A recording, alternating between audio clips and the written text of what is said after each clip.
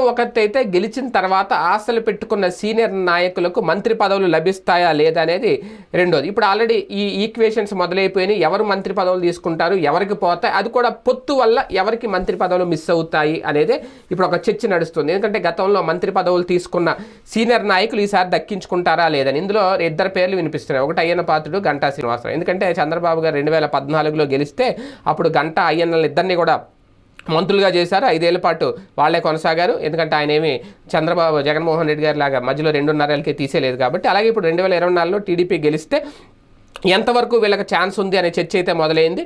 ఈసారి టీడీపీ కూటమిలో జనసేన, బీజేపీ కూడా ఉన్నాయి కాబట్టి విశాఖ వరకు చూసుకుంటే కనుక బీజేపీతో అయితే పెద్దగా ఇబ్బంది లేదు. కానీ జనసేన నుంచి మంత్రి పదవులకు పోటీ అయితే ఉంది. వాళ్ళకి పదవులు కూడా ఖాయమని చర్చిస్తున్నారు. ఎందుకంటే విశాఖ సౌత్ నుంచి జనసేన తరపున పోటీ చేస్తున్న వంశీకృష్ణ యాదవ్, అలాగే పెందుర్తి నుంచి పోటీలో ఉన్న పంచకర్ల రమేష్ బాబు, అనకాపల్లి నుంచి పోటీ చేస్తున్న